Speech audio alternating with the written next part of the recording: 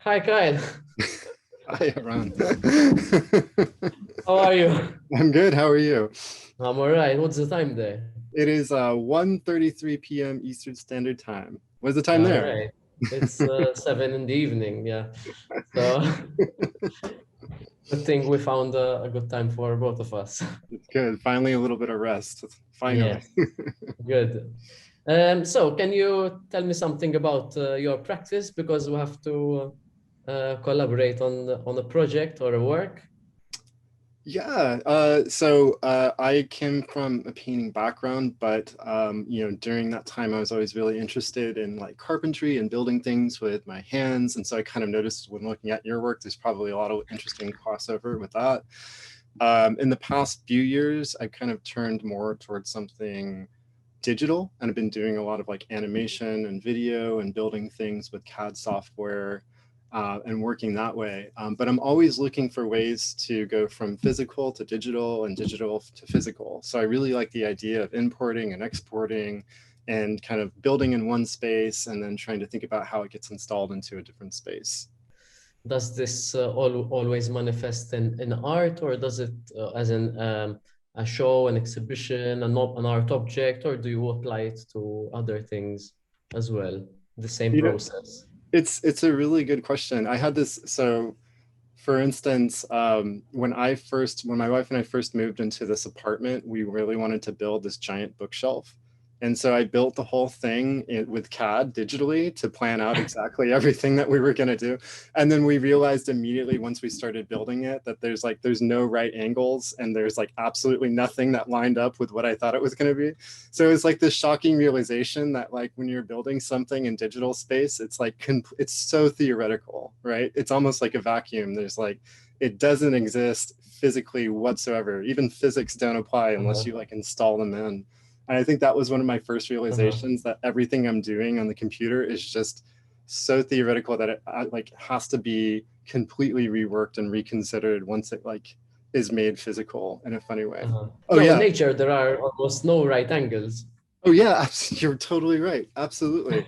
Yeah, and it's so funny because I think like before that, yeah, like when I was doing like more carpentry work, I used to build like a lot of frames and like stretcher bars and things like that. When I was doing that type of work, yeah, you really have to work to get those angles perfect, you know? And it's so ridiculously easy in digital space to just like this, but you know, Uh-huh. it's completely counter to like the background that it came from. So it's really funny.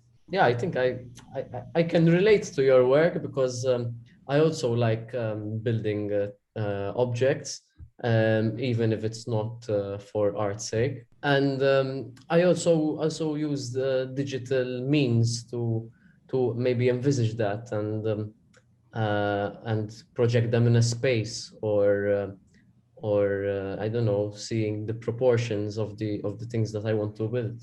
So I can definitely relate to your process and also your hands-on approach to them. So I think it has been a lucky pairing because we have some similar paths and or some parallel paths that we've taken in our work. I agree. So when you are planning one of your installations or planning one of the pieces that you're building, do you make that digitally first, or do you come from a different way of thinking when you're approaching these objects? I always I hate forcing these ideas, but Hmm. sometimes these ideas just come around. I know them down, and when the time comes for me to manifest the work, to build it, I take the space into consideration Mhm. and like make a draft drawing of the space, like taking the width, the height, and everything, and then I would apply these proportions and ratios and build my object, my installation accordingly. So it's more like sometimes it shifts on designing it rather than it being an art object. But obviously, the element of design goes in a lot of spheres in life. So yes, it's when I have installations, especially when they have to occupy space and people have to occupy themselves within it. I always have to make very accurate design. So I use AutoCAD as well, but I always draw it out with the measurements and Right. so that I can plan it accordingly. And then when I can build it, when I have the time to build it, I have the exact measurements and I can produce the work more efficiently. Right. So I'm really curious though, because as far as when you're planning these spaces too, and correct me if I'm wrong, it always kind of seems that you have a significant, almost historical reference that you're also kind of working with a bit. So is that really pre-planned, or do you kind of, does it just kind of take form as you're building it, or are you always kind of really making sure that it's really hitting on those references? Because your work seems so calculated and stripped down to nothing extraneous in a really nice way, that it's like it's exactly all that needs to be there. You know what I mean? Like there's nothing that's extra that needs to be there. I think that's the element of designing it. Mhm. However, I take a lot of care of making the work site specific as possible. Um, Now, site specific could be interpreted in various ways.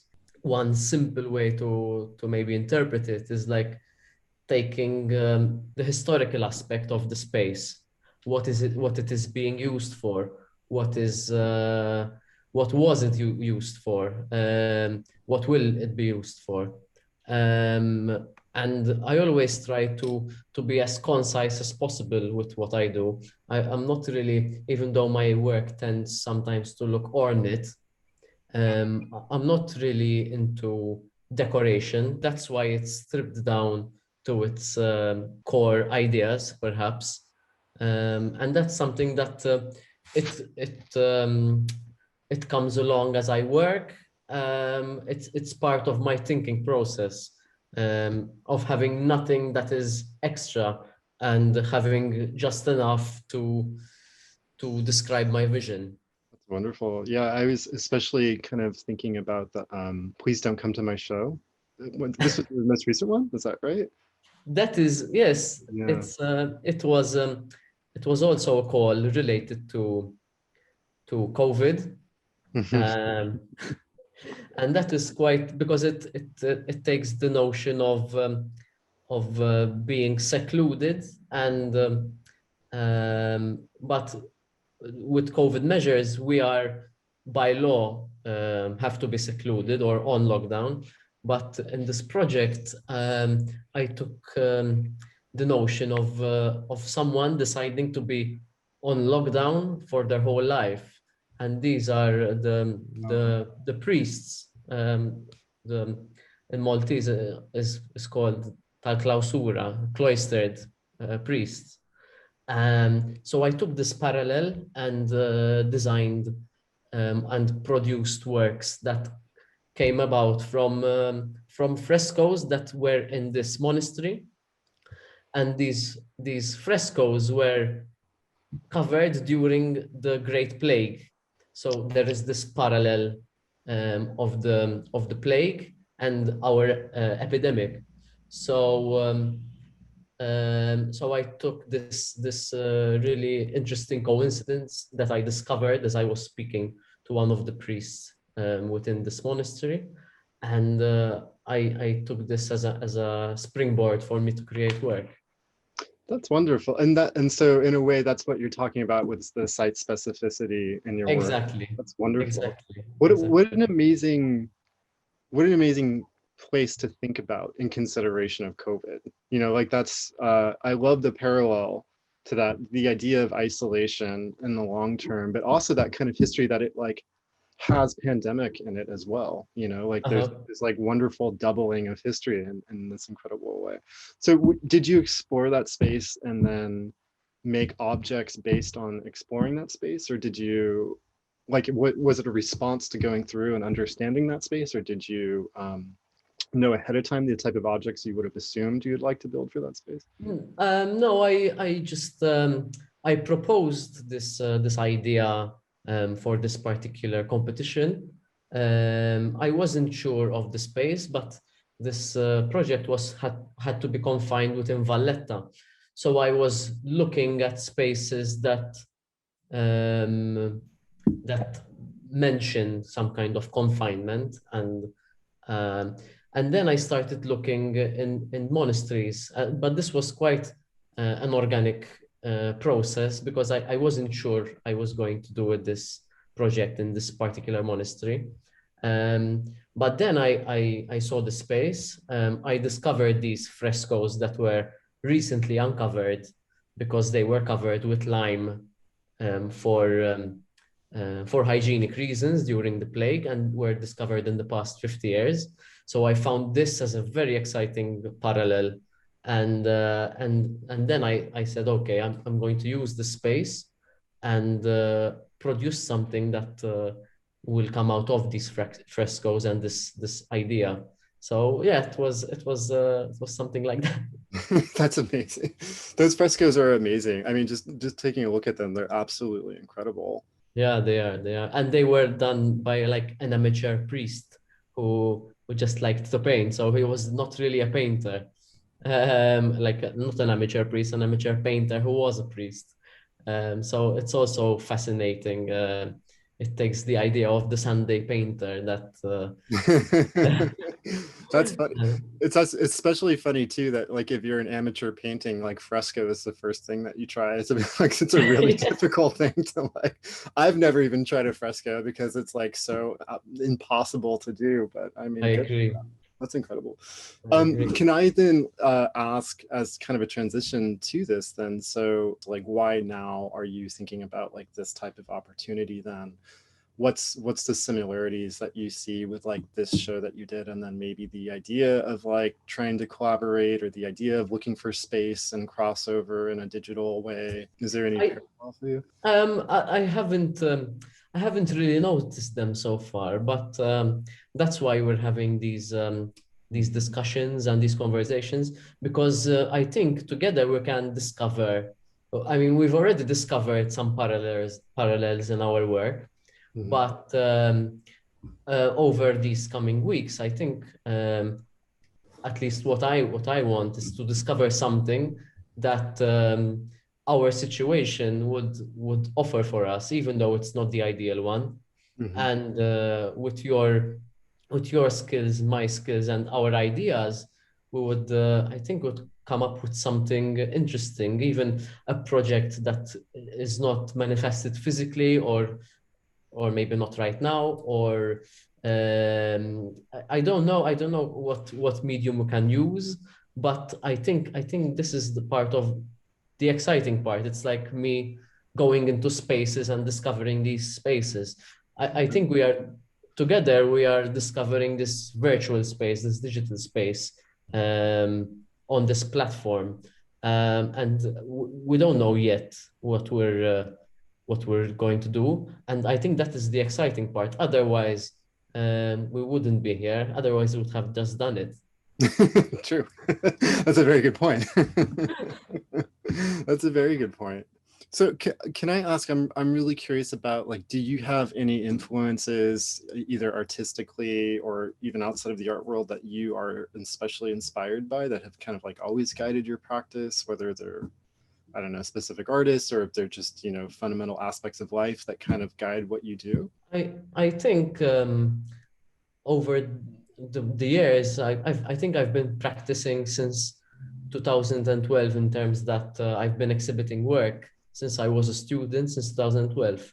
And in the beginning, I used to try a lot of things, text-based work, I don't know, sculpture in the traditional sense. But as time goes by, I've narrowed it down to the very tight group of objects and ideas. And I think I'm interested in things that, or the idea of desire and what drives people. Um, and I'm obviously interested in sculpture. So with my work, I am questioning um, what people desire out of my work, and I offer the opportunity of people interacting with my work. And however, these interactions come at a cost, and which would react differently to what people expect. So I'm creating objects that create a movement, but remain, however, a conceptual object, because they would cause harm or cause unpleasant things. So I'm interested in this notion of anti-interactivity. Um, Obviously, this implies that one should observe and think about my work rather than just physically interacting with it. And that's why I produce mostly sculptures, because I am interested in this physical aspect of experiencing the work, walking around it, uh, and seeing it. I think it's a bit of a short quick answer, because you can never define a practice in a 2 minute sentence, Right. in a paragraph.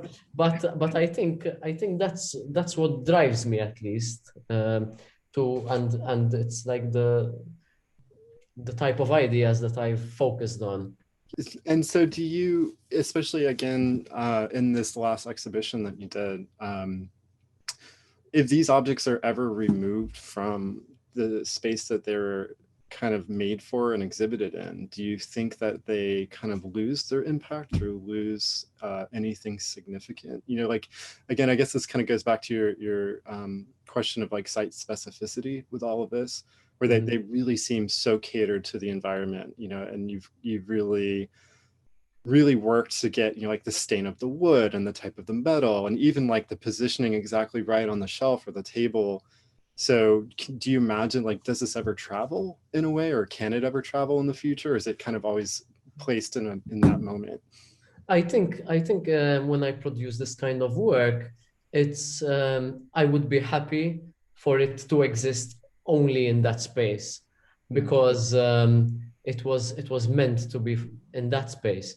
So I would be happy enough that this work existed temporarily, momentarily, for that space.